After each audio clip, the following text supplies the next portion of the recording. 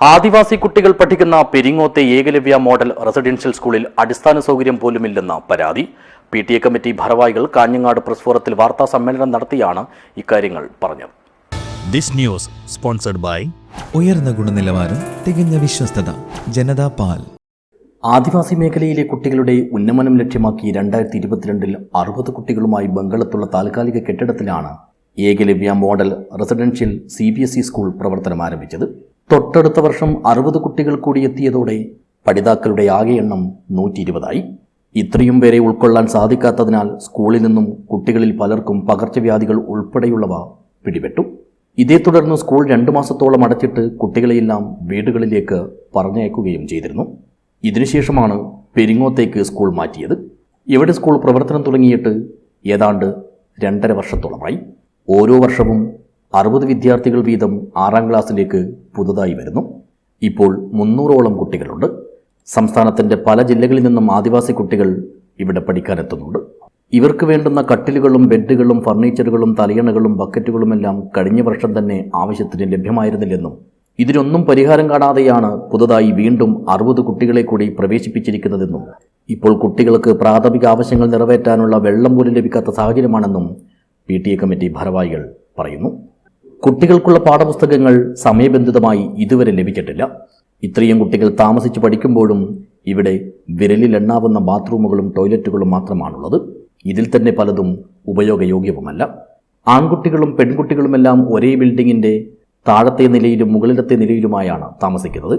യാതൊരു വിധത്തിലുള്ള സുരക്ഷയും കുട്ടികളുടെ കാര്യത്തിൽ ഇവിടെ ഇല്ലെന്നും ഒരു നിരീക്ഷണ ക്യാമറ സ്ഥാപിക്കണമെന്നുള്ള തങ്ങളുടെ നിരന്തരമായ ആവശ്യത്തെ പാടെ അവഗണിക്കുകയാണെന്നും CCTV ക്യാമറ ഇല്ലാത്തതുകൊണ്ട് തന്നെ ഒരുപാട് സ്വഭാവദൂഷ്യങ്ങൾ കുട്ടികളുടെ ഭാഗത്തു നിന്നും അതുപോലെ തന്നെ അധ്യാപകരുടെ ഭാഗത്തു നിന്നും ഇവിടെ റിപ്പോർട്ട് ചെയ്യപ്പെട്ടിട്ടുണ്ടെന്നും ഇവർ വെളിപ്പെടുത്തുന്നു. ഇതൊരു പരിഹാരമാവില്ല.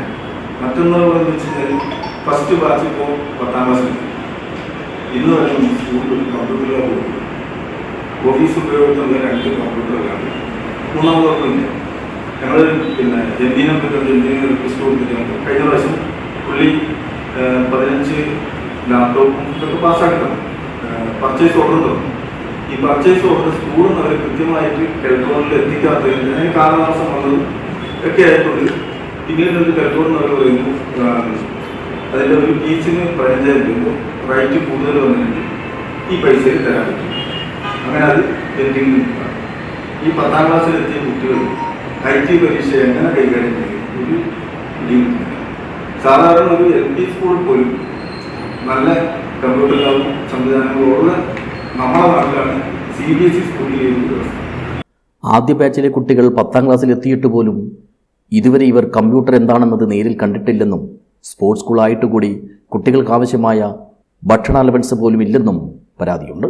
കഴിഞ്ഞ വർഷം ജോലിക്കുണ്ടായിരുന്ന താൽക്കാലിക ജീവനക്കാരുടെ ഭാഗത്തു നിന്നും ഒരുപാട് ദുരനുഭവങ്ങൾ മാത്രമാണ് കുട്ടികൾക്ക് നേരിടേണ്ടി വന്നതെന്ന കുറ്റപ്പെടുത്തലുമുണ്ട്.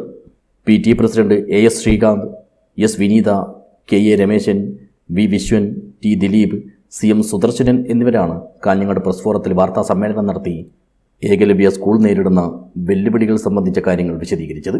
News bureau, Kanhangad.